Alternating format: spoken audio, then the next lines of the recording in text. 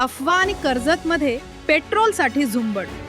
कर्जत तालुक्यातील पेट्रोल पंपांवर सध्या इंधन संपणार असल्याच्या अफवेमुळे नागरिकांनी मोठी गर्दी केली आहे. पुढील 7 दिवस पेट्रोल मिळणार नाही अशा चर्चेमुळे दहिवली येथील पंपावर दुचाकी आणि चारचाकी वाहनांच्या लांब रांगा लागल्यात.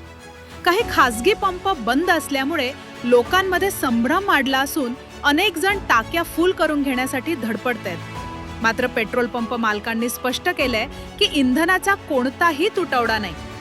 जागतिक युद्धजन्य परिस्थितीमुळे कंपन्यांच्या पेमेंट नियमात बदल झाल्याने पुरवठ्याला थोडा उशीर झाला असावा, पण सरकारी कंपन्यांकडे मुबलक साठा उपलब्ध आहे.